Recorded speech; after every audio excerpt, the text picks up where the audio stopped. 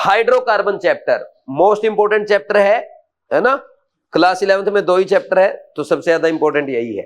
ठीक, इसमें alkane alkene alkyne और एरोमेटिक हाइड्रोकार्बन पढ़ते हैं। सबसे पहले एल्केन, जनरल फॉर्मूला क्या होता है, CnH2n+2, carbon hydrogen bond length 112 picometre, carbon carbon bond length 154 picometre, carbon hydrogen bond energy है 98 किलो कैलोरी। ये क्वेश्चन आया था IIT 2010 में, और कार्बन कार्बन की है 84 किलो कैलोरी।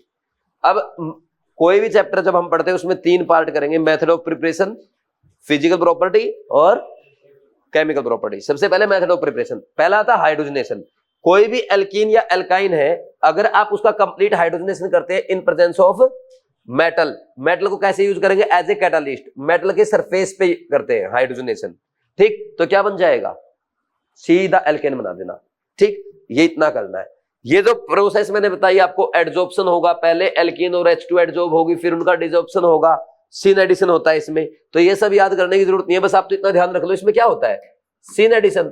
सीन एडिशन का क्या फायदा है, अगर मान लीजिए आपने एल्काइन ले ली और उसका एक ही मोल H2 ऐड कर रहे हैं तो क्या बनेगा, सिस एल्कीन बनेगी। समझे या नहीं समझे। पीटी का एरिया ज्यादा होता है, सरफेस एरिया, तो एडजॉर्प्शन ज्यादा होगा, रेट ऑफ रिएक्शन ज्यादा होगा, तो रूम टेम्परेचर पे हो जाएगा। लेकिन निकल के लिए क्या चाहिए होता है, हाई टेम्परेचर, क्योंकि सरफेस एरिया कम है, रेट ऑफ रिएक्शन कम होता है। तो this is known as Sabatier Senderens reaction.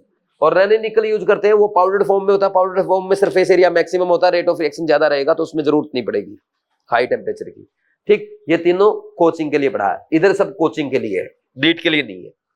Next, alkyl halide से 2 मेथड है, मेटल के साथ या उसका रिडक्शन करके। मेटल के साथ ये 6 रिएक्शन आएंगी, इसमें पहली 3 वुड्स फिटिक और वुड्स फिटिक रिएक्शन, ये एनसीईआरटी में, तीनों एनसीईआरटी में नहीं है। फिर रिडक्शन ग्रिग्नार्ड एजेंट के साथ, मेटल एसिड के साथ। पहला वुड्स रिएक्शन, वुड्स रिएक्शन में सीधा याद रखो, 2 मोल लेंगे, 2 सेम मोल लेंगे एल्काइल हैलाइड के, 2 मोल लेंगे RX के, उसको सोडियम के साथ रिएक्ट करते हैं in presence of dry ether. Dry ether यहां सोलवेंट है, तो क्या बनेगा, RR, even number carbon containing symmetrical alkane बनेगी। बस मान लीजिए आपने मिथाइल हैलाइड लिया, इथेन, इथाइल हैलाइड लिया, ब्यूटेन, अगर आपने एन प्रोपाइल हैलाइड लिया, हेक्सेन, आइसोप्रोपाइल हैलाइड लिया, तो आपका 2,3 डाइमिथाइल ब्यूटेन कर दोगे ये सब। फिर इसके बाद नेक्स्ट मैकेनिज्म, रेडिकल मैकेनिज्म होता है, आयनिक मैकेनिज्म होता है, कोई जरूरत नहीं है क्योंकि मैकेनिज्म आपके सिलेबस में नहीं है। बस इतना सीखा है हमने मैकेनिज्म से कि tertiary alkyl halide Wurtz reaction नहीं देंगे। पहला पॉइंट आपने वुड्स रिएक्शन में क्या पढ़ा, 2 मोल लेंगे, सेम होंगे, दोनों क्या करेंगे, symmetric even number carbon containing alkane बनाएंगे। सेकंड पॉइंट आपने याद रखना है कि टर्सरी एल्काइल हैलाइड ये रिएक्शन नहीं देंगे। और क्या है, रिएक्टिविटी ऑफ RX में एल्काइल आयोडाइड की सबसे ज्यादा, ब्रोमाइड की उससे कम, क्लोराइड उससे कम, फ्लोराइड उससे कम।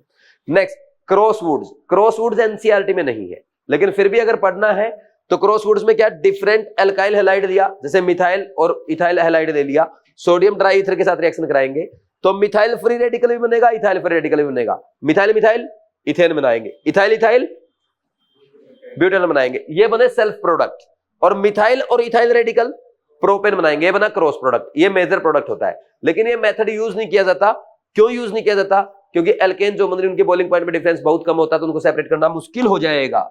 नेक्स्ट ड्रॉबैक, क्या ड्रॉबैक है, एक तो इस मेथड से मिथेन नहीं बना सकते, सबसे छोटी एल्केन, और ना ही इस मेथड से अनसिमेट्रिकल एल्केन बनाते हैं। जैसे नीट 2020 में क्वेश्चन आता, which of the following can't be prepared by Wurtz reaction, n hexane, 2,3 dimethyl butane, n butane और एन हेप्टेन। तो एन हेप्टेन अनसिमेट्रिक है। ठीक, बाकी एग्जांपल लिखा है। एक क्वेश्चन ये आया था एग्जाम में कि 2,5 डाइमिथाइल हेक्सेन बनाने के लिए कौन सा एल्काइल हैलाइड यूज करेंगे, तो आइसोब्यूटाइल हैलाइड यूज किया जाएगा। इंट्रामोलिकुलर वुड तुम्हारे सिलेबस में नहीं है। Next फिटिक reaction, very very important, जब 2 मोल अराइल हैलाइड की रिएक्शन सोडियम ट्राइथर के साथ कराते क्या बनेगा, बाइफिनाइल बनेगा। वुड्स फिटिक रिएक्शन, जब मिथाइल हैलाइड की रिएक्शन किसके साथ करवाई जाएगी, अराइल हैलाइड के साथ, तो क्या बनता है, अल्काइल बेंजीन बनता है। This is known as Wurtz Fittig reaction. Ullmann condensation में 2, ये रहने दो बेशक, आयोडोबेंजीन के 2 मोल कॉपर के साथ हीट किया, बाइफिनाइल बनेगा। फ्रैंकलैंड में 2 सेम या 2 डिफरेंट एल्काइल हैलाइड ले लो, प्राइमरी सेकेंडरी टर्सरी कुछ भी लो, जिंक के साथ हीट करो, एल्केन बन जाएगी। Symmetrical as well as symmetric भी बनती है और अनसिमेट्रिक भी बनती है, लेकिन ये सिलेबस में नहीं है। कोरे हाउस सिंथेसिस में जब एल्काइल हैलाइड की रिएक्शन कराएंगे, पहले लिथियम के साथ ड्राई ईथर में, फिर कॉपर आयोडाइड के साथ, फिर RX के साथ, तो क्या बन जाएगा, एल्केन बन जाएगी। Symmetric as well as unsymmetric. Next, reduction with Grignard reagent. Grignard reagent कैसे बनाते हैं? RX एल्काइल हैलाइड की रिएक्शन कराओ Mg के साथ ड्राई ईथर में, RMgX बनेगा, ग्रिग्नार्ड रिजेंट होता है। ग्रिग्नार्ड रिजेंट किसी भी एसिडिक H कंटेनिंग सब्सटेंस के साथ रिएक्शन करेगा, RH बनेगा। एसिडिक H कब होता है? जब कभी क्या हो, hydrogen is attached to highly electronegative atom like halogens या ऑक्सीजन, नाइट्रोजन, कार्बन, sp। तो ये सब क्या है? H+ देंगे तो एल्केन बना देंगे। ये देखो, कर लोगे ऐसे। ये क्वेश्चन था AIEEE का। फिनाइल मैग्नीशियम आयोडाइड की रिएक्शन जब मिथेनॉल के साथ कराते हैं तो क्या बनेगा? Phenyl magnesium iodide. ये है ना एल्काइल ग्रुप, तो क्या बन जाएगा? Benzene. Next, reduction with metal acid. कोई भी एल्काइल हैलाइड को जब हम मेटल एसिड के साथ रिएक्शन कराते हैं, metal, zinc HCl, zinc copper, zinc acetic acid, zinc copper, ethanol, sodium ethanol, LiLH4 H+, NaBH4 H+, TPH, ये सब क्या कर देंगे? इसका क्या बना देंगे? एल्केन बना देंगे। ठीक, ये तुम्हारे NCERT के 3 एग्जांपल दे रखे हैं, primary, secondary, methyl ethyl propyl halide को जिंक H+ के साथ, मीथेन, इथेन, ब्यूटेन।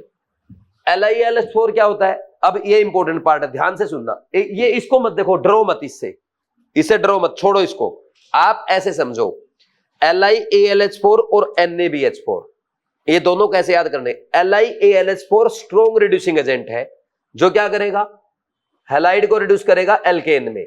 लेकिन ध्यान रखना, वो स्ट्रॉन्ग रिड्यूसिंग एजेंट है, वो अच्छा H- देता है। वो प्राइमरी और सेकेंडरी हैलाइड को तो क्या कर देगा? एल्केन में रिड्यूस कर देगा SN2 रिएक्शन से। लेकिन टर्सरी हैलाइड के साथ क्या देता है? एलिमिनेशन रिएक्शन देता है। इसके अलावा एल्डिहाइड और कीटोन को प्राइमरी और सेकेंडरी अल्कोहल में रिस्पेक्टिवली रिड्यूस करेगा। एसिड को, एसिड डेरिवेटिव को भी अल्कोहल बना देगा। अल्काइल साइनाइड को प्राइमरी अमीन और आइसोसाइनाइड को सेकेंडरी में। ठीक है, अब आ जाओ NaBH4 पे। NaBH4 is very weak reducing agent. वो प्राइमरी हैलाइड को तो रिड्यूस करता ही नहीं है, वो सेकेंडरी और टर्सरी अल्काइल हैलाइड को एल्केन में रिड्यूस कर देगा। उसके अलावा वो एसिड और एसिड डेरिवेटिव को रिड्यूस नहीं कर पाएगा, लेकिन एल्डिहाइड और कीटोन को अल्कोहल में रिड्यूस कर देगा। एल्डिहाइड को प्राइमरी और कीटोन को सेकेंडरी। बस अब मुझे बताओ, बच्चे बोल रहे सर ये याद करना है क्या? अब लग रहा डर इससे? बस ये कर दो। ये NCERT का क्वेश्चन है, कीटो ग्रुप भी एस्टर ग्रुप भी है, तो सिर्फ कीटो ग्रुप रिड्यूस हुआ किसमें? सेकेंडरी अल्कोहल में। तो NaBH4 ने क्या हुआ? एस्टर को तो रिड्यूस करेगा नहीं वो। TPH को छोड़ दो, NCERT में नहीं है। बाकी ये तो मैंने क्वेश्चन प्रैक्टिस के लिए करा था।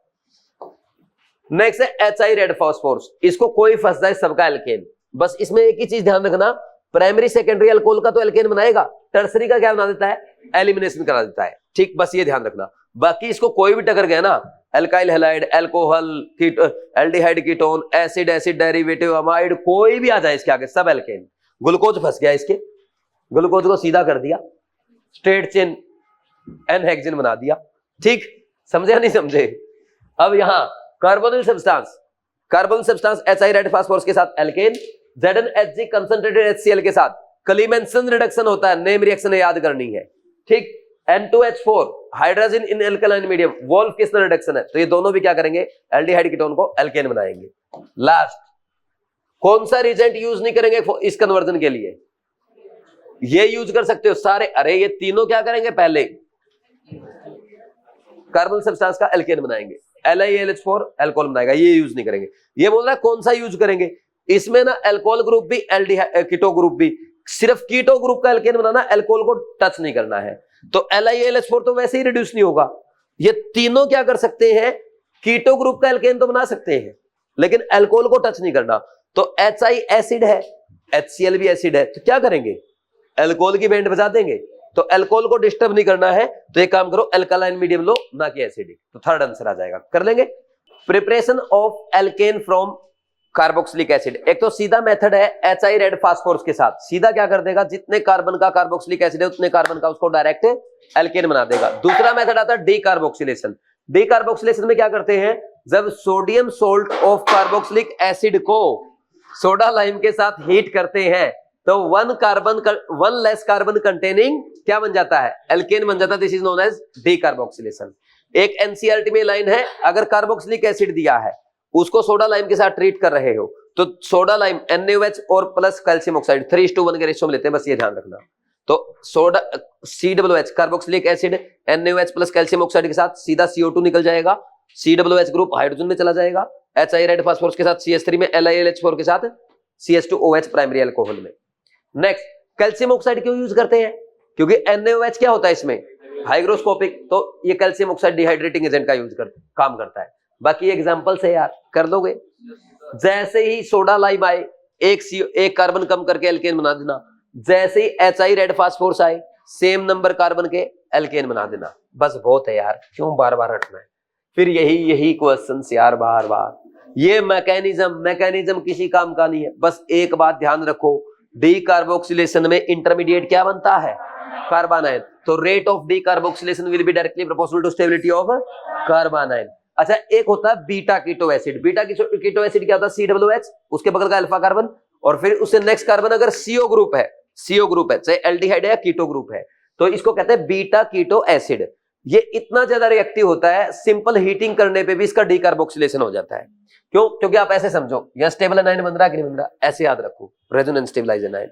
ठीक, तो बीटा कीटो एसिड बहुत ज्यादा रिएक्टिव होता है। ये बीटा कीटो एसिड जैसे ही हीट किया CO2 निकल गई, एसीटोन बन गया। फिर ये तो मैंने फालतू रिएक्शन करा के ग्रिग्नार्ड रिएजेंट की फॉलोड बाय हाइड्रोलिसिस, तो टर्सरी अल्कोहल बन गया। ये देखो, ये एल्डिहाइड ग्रुप, ये मत सोचना है कि एल्डिहाइड ये क्या दे दिया, इसमें CO ग्रुप है ना, बीटा कार्बन पे, ठीक, तो CO2 निकली, एसिटाल्डिहाइड बना, फिर उसका मिथाइल मैग्नीशियम ब्रोमाइड के साथ हाइड्रोलिसिस कर दिया तो 2 प्रोपेनॉल बन गया। नेक्स्ट, फिर ये आ गया, ये बीटा कीटो एसिड था, हीट कर दो, ये साइक्लोहेक्सेनोन बना, methyl magnesium bromide followed by acidic hydrolysis, क्या बन गया, टर्सरी अल्कोहल, फिर H+ के साथ हीट, एल्कीन, फिर एल्कीन की EAR FRAR करवा दी। ठीक, इनमें से अच्छा NCERT का क्वेश्चन है, कौन से एसिड का सोल्ट प्रोपेन देगा डीकार्बोक्सिलेशन पे? सिंपल, आपको पता है, एन ब्यूटेनोइक एसिड ले लो, या तो मतलब सीधा ब्यूटेनोइक एसिड ले लो, या 2 मिथाइल ब्यूटेनोइक एसिड ले लो, दोनों में प्रोपेन ही तो बनेगा, COT तो निकलेगी। Arrange following in increasing order of rate of decarboxylation, सब में क्या करो, COOH हटाओ, कार्बोनाइन बनाओ, जिसका कार्बोनाइन सबसे ज्यादा स्टेबल, वो सबसे ज्यादा रेट ऑफ डीकार्बोक्सिलेशन। सबसे ज्यादा तो बीटा कीटो एसिड को आंख बंद करके रेजोनेंस स्टेबलाइज एनाइन बनता है, ऐसे ध्यान रख लो। फिर फोर्थ के बाद फर्स्ट, फिर सेकंड, फिर थर्ड, और नीचे वाले में ये कार्बोनाइन बना, ये डबल बॉन्ड पे, ये ट्रिपल बॉन्ड पे, थर्ड का सबसे ज्यादा, उससे कम 2 का, उससे कम 1। Next, Kolbe electrolysis, very very important. देखो भाई, कोल्बे इलेक्ट्रोलिसिस से आपके नीट 2026 एग्जाम में एज इट इज क्वेश्चन आ सकता है। तो क्या करते हैं कोल्बे इलेक्ट्रोलिसिस में, जब हम सोडियम या potassium salt of carboxylic acid का एक्वस सॉल्यूशन में इलेक्ट्रोलिसिस करते हैं, even number carbon containing symmetrical alkane obtained होती है एनोड पे, और साथ में एनोड पे क्या बनती है, CO2 गैस बनेगी। ठीक, और H2 गैस बनेगी कैथोड पे, और सॉल्यूशन में NaOH के फॉर्मेशन होने की वजह से pH ऑफ सॉल्यूशन बढ़ जाता है। बोलो, कोई डाउट है क्या? अगर मैकेनिज्म की बात करें तो एनोड पे यहां पे 2 इलेक्ट्रॉन निकल जाएंगे, और 2 इलेक्ट्रॉन निकलने के बाद फिर ये जो आपका फ्री रेडिकल बनता है, इसमें से CO2 निकल जाएगी, R फ्री रेडिकल बनता है। तो 2 R फ्री रेडिकल मिलके क्या बनाते हैं, symmetrical even number carbon containing alkane बनाते हैं। बोलो, कोई डाउट है क्या? तो फ्री रेडिकल बनता है, इसमें ध्यान रखना। ठीक, और फिर वाटर का कैथोड पे क्या हो जाएगा, रिडक्शन, H2 गैस बनेगी, और OH के फॉर्मेशन की वजह से NaOH बन जाएगा। NCERT में लाइन लिख रखी है, CH4 can't be prepared by Kolbe electrolysis because during electrolysis of salt of formic acid H2 gas is obtained at cathode as well as anode। इस मेथड से आप मीथेन गैस नहीं बना सकते, क्योंकि मीथेन गैस बनाने की कोशिश करेंगे तो क्या हो जाएगा, H2 गैस बनेगी एनोड पे भी और कैथोड पे भी। बोलो, कोई डाउट है? बस ये ध्यान रखो, कोल्बे इलेक्ट्रोलिसिस में क्या होता है, सोडियम या potassium salt of carboxylic acid का इलेक्ट्रोलिसिस करते हैं एक्वस सॉल्यूशन में, तो even number carbon containing symmetrical alkane बनती है एनोड पे, एनोड पे ही बनेगी CO2 गैस, और NaOH बनने की वजह से pH ऑफ सॉल्यूशन बढ़ जाएगा। और इस मेथड से हम मीथेन गैस नहीं बना सकते, क्योंकि अगर आप sodium salt of formic acid लेंगे तो उसके इलेक्ट्रोलिसिस से anode as well as cathode पे क्या बनेगा, H2 गैस बनेगी। तो ऐसे statement wise question NEET 2026 exam में अगर आएगा कि इनमें से कितनी स्टेटमेंट करेक्ट है या कितनी इनकरेक्ट है, आप कर लेंगे या नहीं कर लेंगे? तो लिख भी दिया है एग्जामिनर, यहां से नीट 2026 में क्वेश्चन जरूर पूछो। ये पक्की, ये रिक्वेस्ट पक्की एक्सेप्ट होगी, क्योंकि हाइड्रोकार्बन से 4 क्वेश्चन आने हैं, एक रिक्वेस्ट एक्सेप्ट हो गई आज अपनी। नेक्स्ट, जब भी आपको कोल्बे इलेक्ट्रोलिसिस का प्रोडक्ट बनाना है तो यहाँ पे फ्री रेडिकल बनाओ एल्काइल ग्रुप पे और दो फ्री रेडिकल को जोड़ दो, और अगर NaOHCO के साथ हीट करोगे तो इसमें से CO2 उड़ा दो, कर लोगे ऐसे।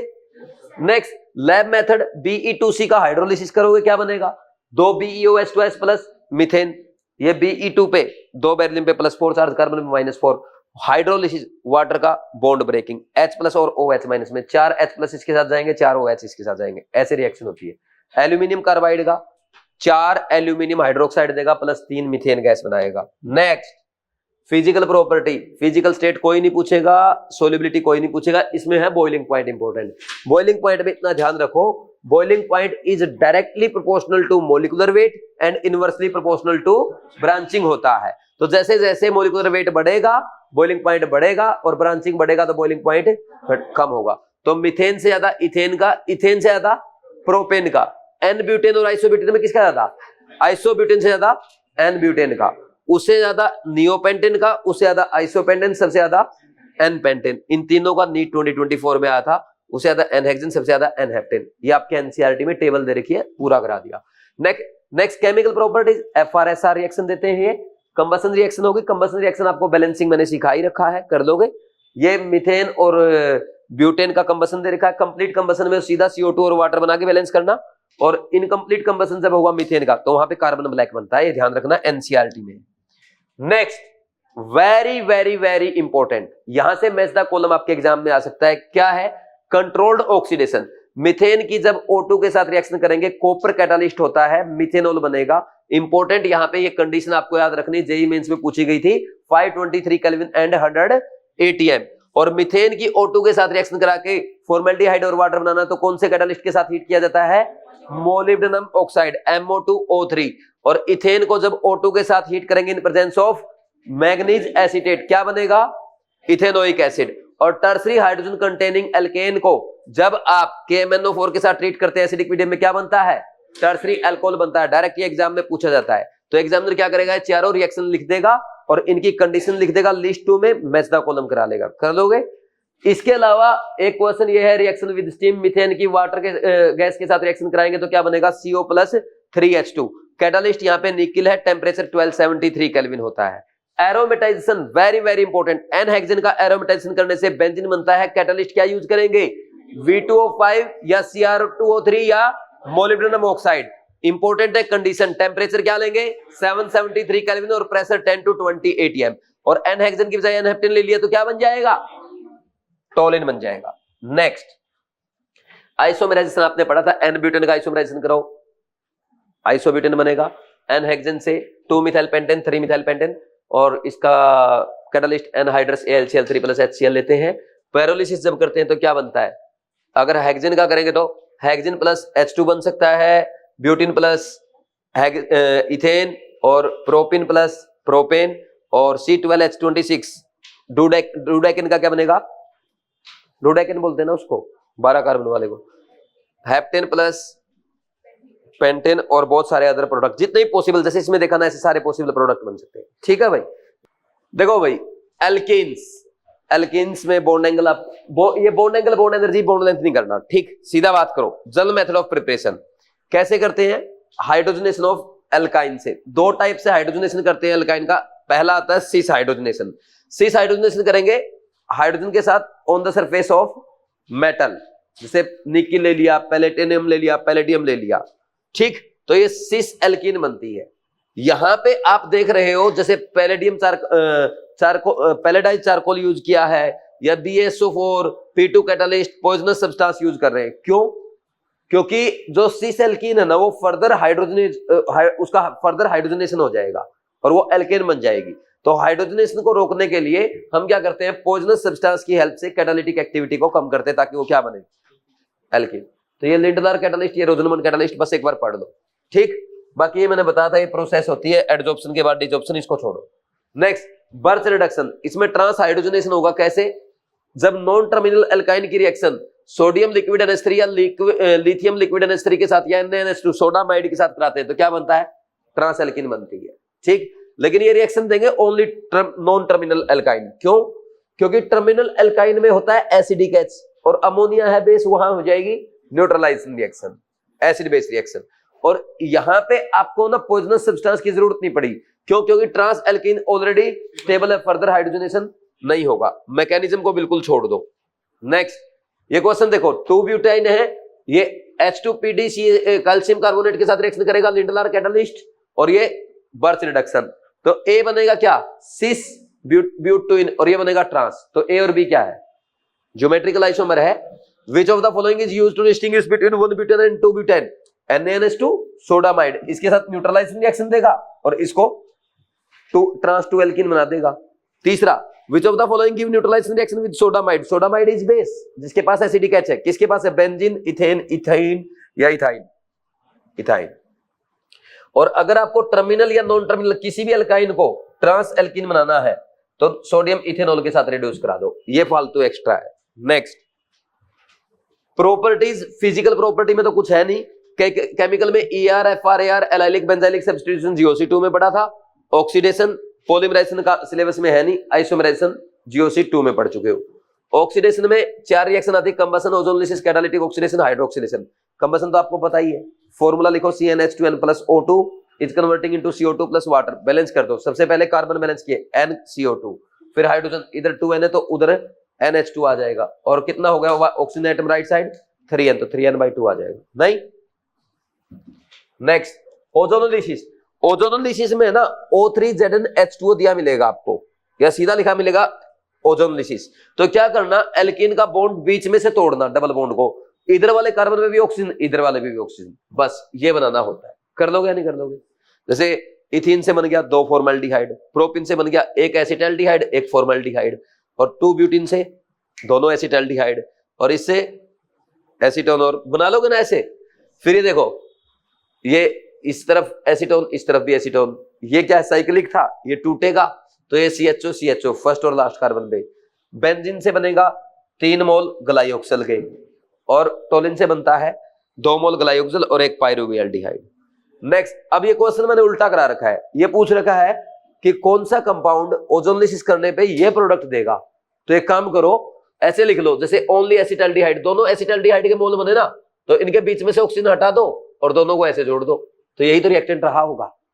हर जगह यही करना है, ऐसे ही। जैसे ये एसीटोन दे रखा आपको, एसीटोन फॉर्मल्डिहाइड, दोनों को हटाओ और पाई बॉन्ड को जोड़ दो, ऑक्सीजन हटा दो दोनों के बीच में से। यहाँ पे ये एसिटाल्डिहाइड ब्यूटेनोन दे रखा है, इनके बीच से ऑक्सीजन हटाओ, दोनों को जोड़ दो। कर लोगे ऐसे? सारे ऐसे ही है, ठीक।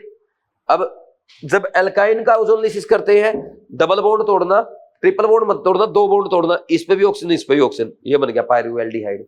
2 ब्यूटेन से बन जाएगा डाइमिथाइल ग्लाइऑक्सल। नेक्स्ट, अच्छा, एनसीईआरटी में तो है ओजोनलिसिस रिडक्टिव, आपके जनरली ऑक्सीडेटिव भी पढ़ते हैं।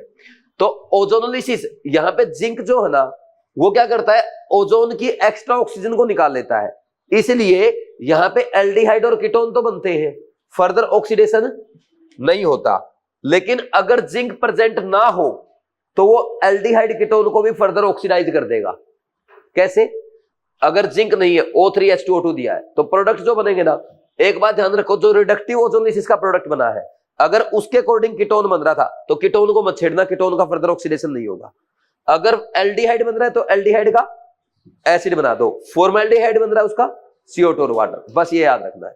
आपको रिडक्टिव ओजोनलिसिस के प्रोडक्ट बनाने आते हैं, है ना। अगर ऑक्सीडेटिव के बनाने हैं, जिंक एब्सेंट है, तो कीटोन एज इट इज लिख दो, और फॉर्मल्डिहाइड अगर है तो CO2 वाटर, और एल्डिहाइड है क्या हो जाएगा, एसिड। कर लोगे? ये इतने सारे एग्जांपल करके, ठीक। नेक्स्ट, कैटालिटिक ऑक्सीडेशन KMnO4 के साथ करते हैं, H+ की प्रेजेंस में बहुत स्ट्रॉन्ग ऑक्सीडाइजिंग एजेंट होता है। प्रोडक्ट कैसे बनेंगे? Same as oxidative ozonolysis. जैसे ये देखो, ये प्रोपिन था, ये अगर रिडक्टिव ओजोनलिसिस करते तो क्या होता, एसिटाल्डिहाइड और फॉर्मल्डिहाइड। लेकिन ऑक्सीडेटिव प्रोडक्ट क्या बनाओगे, एसिटिक एसिड और CO2 वाटर। ये क्या बनना था, एसीटोन और एसिटाल्डिहाइड, तो इसके प्रोडक्ट बनेंगे एसीटोन और एसिटिक एसिड। तो KMnO4 H+ के साथ वही प्रोडक्ट बनेंगे जो ऑक्सीडेटिव ओजोनलिसिस के थे। फिर हाइड्रोक्सिलेशन बेयर्स रिजेंट के साथ करते हैं, GOC2 में पढ़ा था, पाई बॉन्ड को तोड़ना और दोनों कार्बन पे क्या लगा देना, OH लगा देना। तो KMnO4 जो है, 1 अल्कलाइन KMnO4, इसका कलर क्या, डीकलराइज हो जाता है। यहाँ पे ये 2 रिएक्शन कर रखी है, इथाइलिन ग्लाइकोल बना रखा है, और ये प्रोपिन का, है ना, 1,2-डाइओल, प्रोपिन 1,2-डाइओल बना दिया। नेक्स्ट, पॉलीमराइजेशन सिलेबस में है नहीं, बस ये याद रख लो, जिगरनाटा कैटलिस्ट यूज करते हैं पॉलीमराइजेशन में, जैसे composition TiCl4 plus tri ethyl aluminium. Isomerization मैंने आपको बता ही दिया था, ये इस पेज पे कुछ नहीं पढ़ना आपको। नेक्स्ट, एल्काइंस, एल्काइंस में ट्रिपल बॉन्ड होता है, sp हाइब्रिडाइजेशन होता है कार्बन का, और एल्काइन में हमेशा 4 एटम लीनियर होंगे, ये ध्यान रखना। आ चुका है, 2 तो ये जहां ट्रिपल बॉन्ड बना है और 2 इनके साइड वाले, कभी ऐसे थोड़ा हो सकता है, ऐसे आएंगे ना ट्रिपल बॉन्ड के। नेक्स्ट, एल्काइन 2 टाइप की होती है, टर्मिनल जिसके पास एसिडिक एच है, नॉन टर्मिनल जिसके पास एसिडिक एच नहीं, जिसमें बीच में ट्रिपल बॉन्ड आएगा, और दोनों एल्काइल ग्रुप सेम है तो सिमेट्रिक, नहीं सेम है तो unsymmetric. General method of preparation of alkyne क्या है? पहला है एलिमिनेशन, GOC2 में बड़ा है, एल्कोहलिक KOH के साथ हीट करके एल्काइन बनाते हैं। Preparation of higher alkyne from lower alkyne, ये सिलेबस में है नहीं, और वैसे करना है तो पहले H+ हटाओ इसका, ये सोडियम के साथ रिएक्शन कराइए, एसिडिक H निकला H2 की फॉर्म में, सोडियम एल्काइनाइड बना, तो उसके प्राइमरी या सेकेंडरी हैलाइड के साथ रिएक्शन कराओगे, SN2 देगा तो R ग्रुप लग जाएगा आके। टर्सरी ले लिया तो एल्केन बन जाएगा, उसका एलिमिनेशन हो जाएगा। और वैसे ही ग्रिग्नार्ड रिजेंट के साथ कराओगे तो ग्रिग्नार्ड रिजेंट इस H+ को ले जाएगा, एल्केन बना देगा, और ये जो बना आपका ये न्यूक्लियोफाइल का काम करेगा, प्राइमरी सेकेंडरी के साथ हायर एल्काइन बना देगा और टर्सरी के साथ एलिमिनेशन। लैब मेथड में कैल्शियम कार्बोनेट को हीट किया, कैल्शियम ऑक्साइड प्लस CO2 बना, कैल्शियम ऑक्साइड फिर कार्बन के साथ CaCO2 कैल्शियम कार्बाइड बनाएगा, कैल्शियम कार्बाइड क्या बनाता है? हाइड्रोलिसिस करने पे इथाइन गैस। देखो कैल्शियम पे 2+ चार्ज, तो दोनों कार्बन में भी क्या हो गया? 2- चार्ज, तो वाटर के साथ रिएक्शन कराओगे, इसके पास 2 OH गए, इसके पास 2 H+ आ जाएंगे।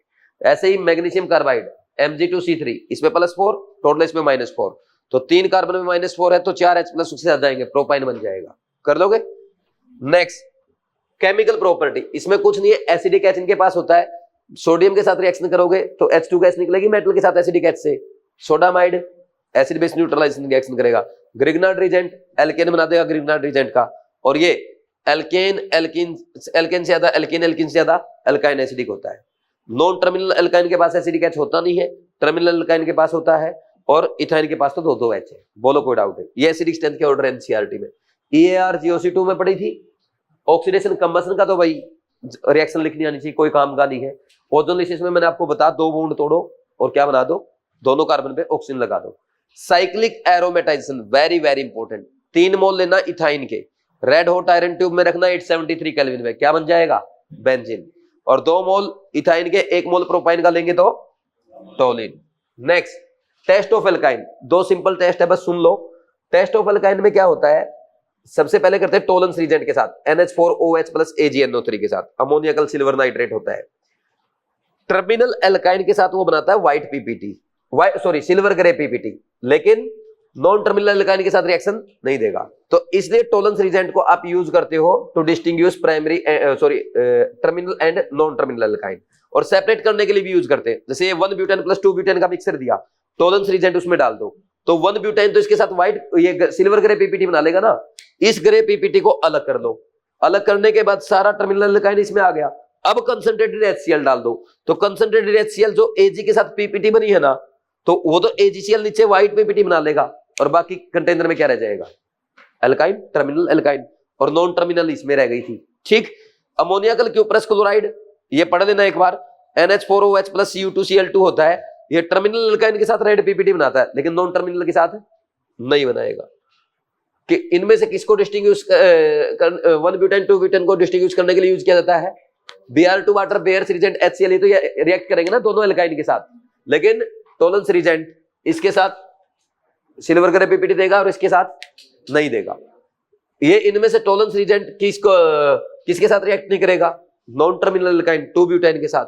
C5H8 ये सिल्वर ग्रे PPT देता है, बोला इसका स्ट्रक्चर बताओ क्या? इसका मतलब पक्का टर्मिनल एल्काइन है, तो 5 कार्बन की एक तो स्टेट चेन हो गई, एक ब्रांचिंग वाली हो सकती है जिसमें 3rd कार्बन में मिथाइल आ जाएगा। ठीक, देखो एरोमेटिक हाइड्रोकार्बन 2 टाइप के होते हैं, एक तो बेंजोइड और एक होते हैं नॉन बेंजोइड। बेंजोइड का मतलब ये जिसमें बेंजीन रिंग आएगी, और नॉन बेंजोइड का मतलब वो एरोमेटिक तो है लेकिन उसमें बेंजीन रिंग नहीं आएगी। अब जनरल फॉर्मूला जो बेंजोइड कंपाउंड है उनका होता है CnH2n-6y। जैसे आपने CnH2n देखा था किसका? एल्कीन्स का, उसमें 6y जो है ना, ये y रिप्रेजेंट कर रहा है नंबर ऑफ रिंग्स को। जैसे बेंजीन में 1 रिंग होती है, यहाँ पे नेफ्थलीन में 2 रिंग होती है ना, इस टाइप से। नेक्स्ट, बेंजीन का फॉर्मूला तुम्हें पता है, बेंजीन रेजोनेंस शो करती है, बेंजीन का हाइब्रिडाइजेशन कार्बन का sp2 होता है, बॉन्ड लेंथ 139 पिकोमीटर दे रखी है या 1.39 एंगस्ट्रॉम बोल सकते हो। Resonance energy HOH, heat of hydrogenation, ये ऐसे ही लिख दिया, याद करने की जरूरत नहीं है। एक ये है इंपॉर्टेंट क्वेश्चन, बेंजीन के एक कार्बन का हाइब्रिडाइजेशन है sp2।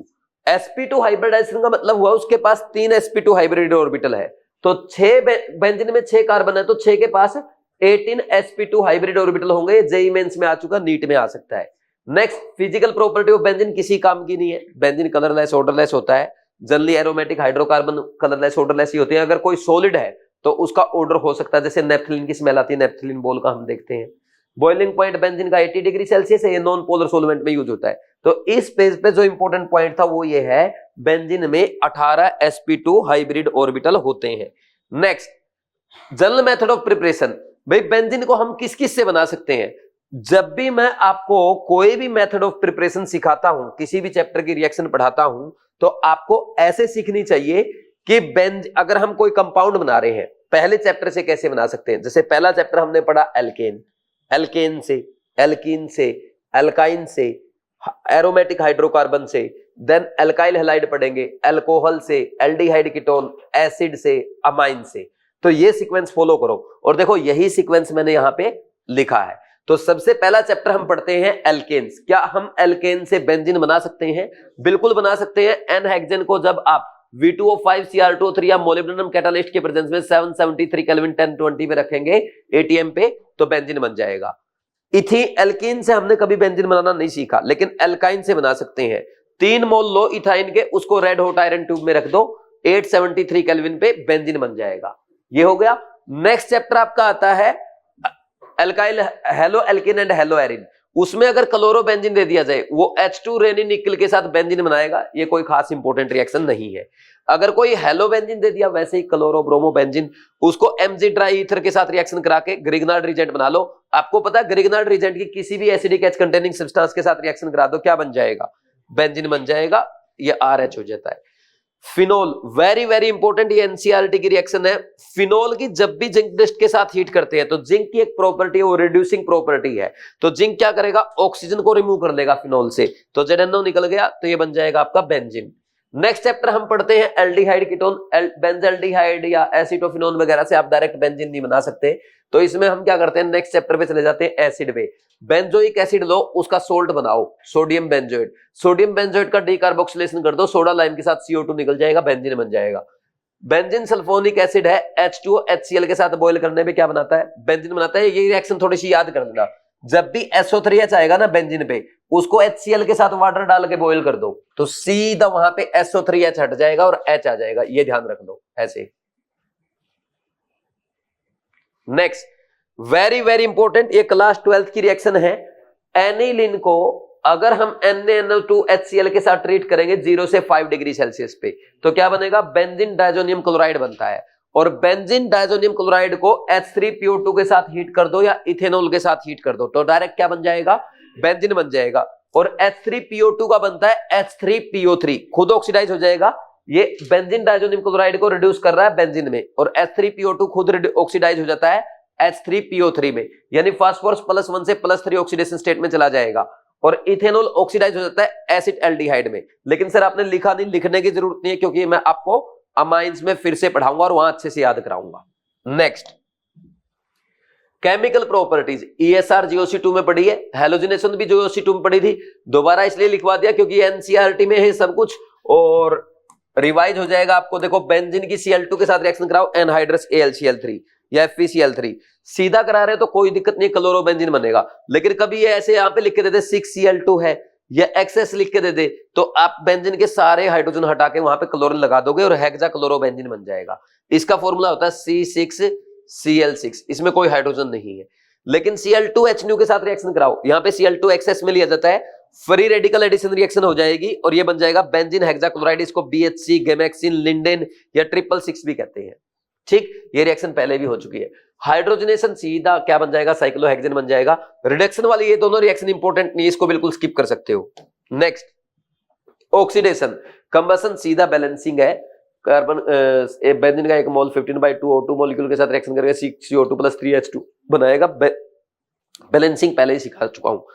ओजोनोलिसिस, ओजोनोलिसिस जब हम बेंजीन का O3 के साथ रिएक्शन कराएंगे, हमने ये देखा था जैसे CH2 है, अब इसकी O3 के साथ रिएक्शन कराओ, ओजोनाइड बनेगा। कैसे भाई, हमने पहले ये दोनों बॉन्ड तोड़ दिए थे और दोनों बॉन्ड तोड़ के यहाँ पे दोनों के बीच में एक तो ऑक्सीजन फंसा दी और एक दोनों ने एक एक ऑक्सीजन से बॉन्ड बना दिया, तो ओजोन ऐसे आ गई। फिर यहाँ पे ये ऑक्सीजन अपना वैलेंसी ऐसे पूरा करता है।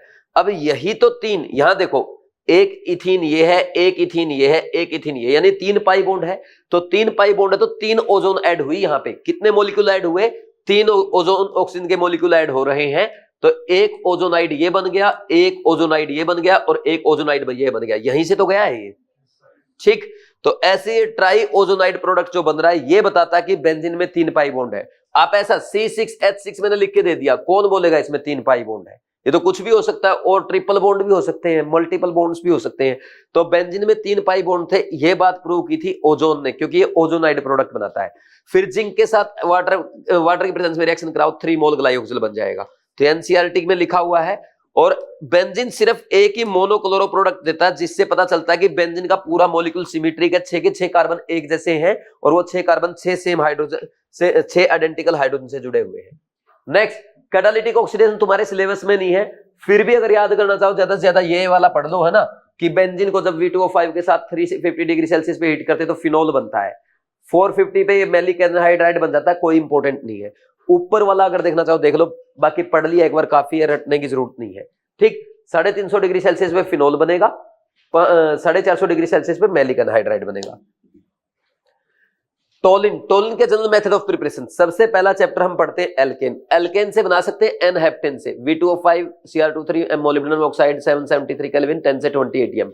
या एक काम करो, एल्काइन से बना सकते हैं 1 मोल प्रोपाइन का 2 मोल इथाइन के red hot iron tube 873 kelvin पे, ये बन जाएगा टोलिन, ठीक। फिर नेक्स्ट, एरोमेटिक हाइड्रोकार्बन से बना सकते हो, कैसे? उसका फ्रीडल क्राफ्ट रिएक्शन कराओ मिथाइल हैलाइड के साथ इन presence of anhydrous AlCl3।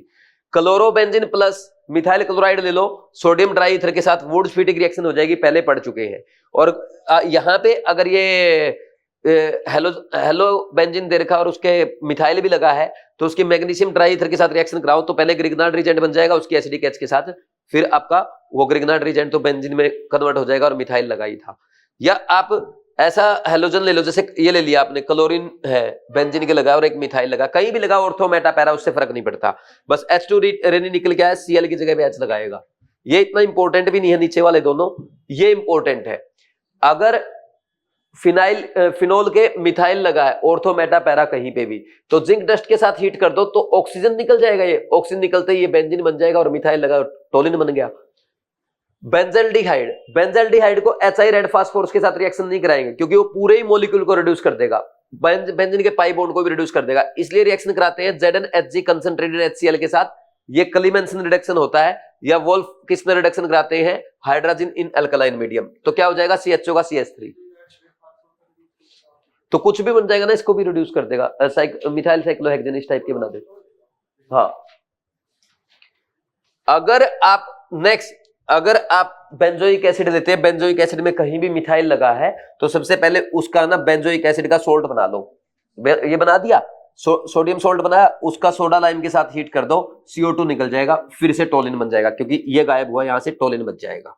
Next, SO3H लगा है बेंजीन के, अगर उसकी रिएक्शन H2HCl के साथ कराओ, बॉयल करो तो बेंजीन बनता है, तो SO3H के साथ साथ कहीं मिथाइल भी लगा दो, मिथाइल सब्स्टिट्यूटेड प्रोडक्ट ले लो। फिर एनिलिन के पैरा पोजीशन पे मिथाइल लगा दो, पैराटोलिडिन हो गया, NaNO2HCl के साथ रिएक्शन कराई, ये डायजोनियम क्लोराइड बनेगा, और फिर H3PO2 के साथ इथेनॉल के साथ हीट कर दो, टोलिन बन जाएगा। नेक्स्ट, केमिकल प्रॉपर्टीज ESR आपने पहले भी देखा था, reaction due to benzene, 2 type. अब यहां पे 2 चीजें हो गई। नहीं पीयूष, ये ट्राई ओजोनाइड प्रोडक्ट जो बनता है ना, आपको याद करना है, क्योंकि वो आपके एनसीईआरटी में है, ठीक। Next, chemical properties of toluene. Toluene में 2 चीजें, एक तो बेंजीन है, दूसरा मिथाइल ग्रुप है। बेंजीन के कारण आपने पढ़ा था, बेंजीन तो ESR रिएक्शन देगी, और टोलिन में मिथाइल क्या है? ऑर्थो पैरा डायरेक्टर है, ऑर्थो और पैरा आइसोमर बनेंगे, पैरा मेजर होता है। हाइड्रोजनेशन में सीधा मिथाइल साइक्लोहेक्सेन बन जाएगा, ठीक। कंबसन आपको आता है, C7H8 का O2 की प्रेजेंस में कंबसन करो, 7 CO2 बनेंगे, 4 वाटर मॉलिक्यूल बनेंगे और 9 O2 मॉलिक्यूल यूज हुए हैं। ओजोनोलिसिस आपने पढ़ा था, 1 मोल बनेगा पायरुवेल्डिहाइड, 2 मोल ग्लाइकोक्सिल। इस पेज पे ऐसा कुछ इंपॉर्टेंट नहीं है जो नया आपने पढ़ा। हाँ, इसमें थोड़ा नया पढ़ा आपने, जब टोलिन की रिएक्शन Cl2H के साथ कराएंगे तो FrSR होगी। देखो ये बेंजीन पे रिएक्शन नहीं करेगा, बेंजीन पे रिएक्शन इसलिए नहीं करेगा क्योंकि यहां पे है ना ये इजिली बन जाएगा, ये फ्री रेडिकल जो बन रहा ना बेंजाइलिक रेडिकल, तो ये ज्यादा स्टेबल है और इसमें बेंजाइलिक सब्स्टिट्यूशन हो जाएगा जैसा कि हमने GOC2 में पढ़ा था। तो यहां Cl आ गया, अब एक्वस KOH के साथ रिएक्शन कराओ, आराम से NSR हो जाएगी, Cl गया OH आ जाएगा, बेंजाइल अल्कोहल बन गया। फिर जब हम Cl2H के एक बार और रिएक्शन कराएंगे इसके साथ तो एक H और हटेगा, उसकी जगह Cl आ जाएगा, तो ये 2 क्लोरीन, ये बेंजल क्लोराइड बन गया। बेंजल क्लोराइड के एक्वस KOH के साथ फिर NSR, दोनों Cl गए, 2 H आ गए, पानी निकला, बेंजाल्डिहाइड बना। ये आपके कार्बोनिल सब्सटेंस की NCERT में है और ये ऑलरेडी नीट में आ चुकी है। नेक्स्ट एक बार और Cl2H करो तो ट्राई क्लोरो प्रोडक्ट हो जाएगा, फिर 3 OH आ जाएंगे एक्वस KOH के साथ, बेंजोइक एसिड बन जाएगा, पानी निकल जाएगा। Oxidation very important, mild oxidation, strong oxidation. Etard reaction है कार्बोनिल सब्सटेंस में NCERT में, बेंजीन की CrO2 Cl2 के साथ रिएक्शन कराएंगे CH2 की प्रेजेंस में, माइल्ड ऑक्सीडेशन होगा तो ये क्रोमियम कॉम्प्लेक्स बनता है, ये याद करना है। जैसे मैंने बना के भी दिखा रखा है, बेंजीन के ऊपर CH लगा तो इधर लग गया ऑक्सीजन जुड़ गया, Cr उसके 2 Cl 1 OH, ऐसा ही उधर जुड़ा है। फिर इसका हाइड्रोलिसिस करेंगे, बॉन्ड टूटेगा, इस ऑक्सीजन के साथ H जाएगा, कार्बन के साथ OH, तो उधर से भी कार्बन के साथ OH, एक कार्बन पे 2 OH, पानी निकलेगा, बेंजाल्डिहाइड बनेगा। नेक्स्ट टोलिन की रिएक्शन एसिटिक एनहाइड्राइड के साथ, इसमें भी ऐसा ही बनता है, इसमें भी ऐसा ही बनेगा, ये बना ही रखा मैंने, ये लग गया, फिर ये ऐसे इसके H और इसके 2 H, ये 2 लगे ना तो 2 OH आ जाएंगे, ऐसे टूट जाएगा, फिर इसका भी क्या बन जाएगा, बेंजाल्डिहाइड। ये दोनों रिएक्शन आपके आगे कार्बोनिल सब्सटेंस में भी आएंगी। Next strong oxidation, strong oxidation होता है KMnO4 के साथ एसिडिक मीडियम में, K2Cr2 के साथ एसिडिक मीडियम में, या CrO3H2SO4 दे दिया आपको, ये जोन्स रीजेंट कहलाता है, तो इसमें भी स्ट्रॉन्ग ऑक्सीडेशन होता है। तो जब भी बेंजीन के ऊपर कार्बन लगा है उसको कहते हैं बेंजाइलिक कार्बन, और बेंजाइलिक कार्बन से जुड़े हाइड्रोजन को कहते हैं बेंजाइलिक हाइड्रोजन। तो अगर किसी सब्सटेंस के पास कम से कम एक बेंजाइलिक H है तो वो स्ट्रॉन्ग ऑक्सीडाइजिंग एजेंट, मेनली इसमें KMnO4H+ यूज किया जाता है। इसके साथ रिएक्शन करते ही क्या बनाएगा, डायरेक्ट बेंजोइक एसिड। से कैसा ही ग्रुप लगा है, बेंजीन के ऊपर मिथाइल लगा है, इथाइल लगा है, प्रोपाइल लगा है, इसोप्रोपाइल लगा है, ब्यूटाइल लगा है, कुछ भी लगा है, अगर उसके पास अल्फा H है, इवन स्टाइरिन में भी देखो इसके पास एक अल्फा H नहीं सॉरी बेंजाइलिक H, बेंजीन से जुड़े कार्बन के पास इसमें भी एक हाइड्रोजन है, अगर उसके पास एक हाइड्रोजन है सीधा बेंजोइक एसिड। बेंजाइल क्लोराइड था, इसका भी बेंजोइक एसिड, बेंजाइल अल्कोहल था, इसका भी बेंजोइक एसिड, बेंजाल्डिहाइड था, इसका भी बेंजोइक एसिड। एक ये ध्यान रख लेना, एसिटोफिनोन ऐसा कंपाउंड है जिसके पास बेंजाइलिक H नहीं है, फिर भी उसका बेंजोइक एसिड बन जाएगा। ये बहुत इंपॉर्टेंट रिएक्शन है। अच्छा, कई बार आपने देखा हुआ KMnO4OH- भी लिखा रहता है, ये KMnO4OH- ये भी स्ट्रॉन्ग ऑक्सीडाइजिंग एजेंट है, लेकिन हम यहाँ पे इसको प्रीफर इसलिए कर रहे हैं क्योंकि अगर ये ले लिया ना आपने अल्कलाइन मीडियम तो ये एसिड बेस रिएक्शन कर जाएगा, जो हमारा प्रोडक्ट बनेगा उसके साथ। अल्कलाइन मीडियम है और ये क्या है, एसिड है, तो एसिड बेस सॉल्ट बन जाएगा। इसलिए हम अगर आप ये यूज करोगे फिर उसके बाद वापस पूरा रिएक्शन होने के बाद फिर H+ डाल देते हैं, वापस बेंजोइक एसिड बन जाएगा। Next NCERT very very important, ये आपके NCERT में हाइड्रोकार्बन में इन टेक्स्ट क्वेश्चन 14 है, जो मुझे उम्मीद है नीट एग्जाम में आ सकता है, या ऐसे क्वेश्चन से आपको सीखने को बहुत मिलता है। क्या है, देखो, how will you convert ethanoic acid into benzene. देखो डायरेक्ट हमने कभी भी किसी एलिफेटिक एसिड से यानी ओपन चेन कंपाउंड एसिड से कभी भी डायरेक्ट एरोमेटिक सब्सटेंस नहीं बनाया, लेकिन आपने एन-हेक्सेन से डायरेक्ट बेंजीन बनाना सीखा है। आपने इथाइन को रेड हॉट आयरन ट्यूब में 873 केल्विन पे रख के बेंजीन बनाना सीखा है, बट डायरेक्ट एसिड से नहीं सीखा। तो एक काम करो, या तो एसिड का क्या करो आप, इथेनोइक एसिड का एन-हेक्सेन बनाओ या इथाइन बनाओ। हमारे लिए इथाइन बनाना आसान है। कैसे बना सकते हैं, बेंजोइक एसिड में NaOH डाल दो, सोडियम इथेनोइक एसिड में NaOH डाल दो, तो क्या बनेगा, सोडियम इथेनोएट बनेगा। फिर इसकी सोडा लाइम के साथ हीट करने पे CO2 उड़ जाएगा, मीथेन बन गया। मीथेन का Cl2 के साथ रिएक्शन कराओ इन प्रेजेंस ऑफ लाइट, FrSR होगी, मिथाइल क्लोराइड बनेगा। फिर सोडियम ट्राई ईथर के साथ रिएक्शन करने पे इथेन बनेगा। इथेन की रिएक्शन कराएंगे Cl2 के साथ इन प्रेजेंस ऑफ H, FrSR होगी, इथाइल क्लोराइड। एल्कोहलिक KOH के साथ रिएक्शन कराओ, एलिमिनेशन E2 होगा, इथीन बनेगा। इथीन पे Br2CCl4 ऐड कर दो, 1,2-डाइब्रोमो इथेन बनेगा। फिर उसकी रिएक्शन कराओ एल्कोहलिक KOH के साथ, followed by NaNH2 in presence of heat. तो आपको पता है ये विसिनल डाइहैलाइड है, तो अल्कोहलिक KOH और NaOH के NaNH2 के साथ हीट करने पे 2 बार एलिमिनेशन होगा और इथाइन बन जाएगा। अब जो इथाइन आपका बनेगा उसको रेड हॉट आयरन ट्यूब में रख दो, 873 केल्विन पे बेंजीन बन जाएगा। तो ये बहुत ही अच्छा क्वेश्चन था सीखने के लिए, है ना। हाँ सगुन, ये बिल्कुल सही है। अगर आपको ये पता करना है कि किसी सब्सटेंस में डबल बॉन्ड है या नहीं है तो ओजोनलिसिस कर दो उसका। ओजोनलिसिस से ओजोनाइड प्रोडक्ट बनता है, क्योंकि ओजोन है ना, ओजोन को डिटेक्ट करना आसान होता है। अब आपके ना ये एनवायरमेंटल केमिस्ट्री वगैरह हट गया, ओजोन को हम इजीली डिटेक्ट कर सकते हैं, मरकरी के साथ डिटेक्ट कर लेते हैं, ठीक। तो अगर मान लीजिए एक सब्सटेंस मुझे दे दिया और ये बोला कि बताओ इसमें डबल बॉन्ड है या नहीं है, तो मैं क्या करूंगा, उसमें ओजोन डाल दूंगा। अगर ओजोन डालने के बाद उसमें कंज्यूम हो गई ओजोन, ठीक, और फिर मैंने उस सॉल्यूशन में ओजोन का टेस्ट लगाया, इसका अगर ओजोन होगी तो इसका मतलब उसने रिएक्ट नहीं किया, और ओजोन नहीं होगी तो रिएक्ट कर गई, और रिएक्ट कर गई तो इसका मतलब वहां पे पाई बॉन्ड था, ओजोनाइड प्रोडक्ट बन गया। तो ऐसे ओजोन इंपॉर्टेंट सब्सटेंस है, ये जानने के लिए कंपाउंड में डबल बॉन्ड है या नहीं है। Next, carcinogenicity and toxicity. Benzene के जो पॉलीन्यूक्लियर हाइड्रोकार्बन्स होते हैं जिसमें दो या दो से ज्यादा बेंजीन रिंग रहती है, वो जनरली कार्सिनोजेनिक होते हैं, टॉक्सिक सब्सटेंस होते हैं, कैंसर प्रोड्यूसिंग उनकी प्रॉपर्टी होती है।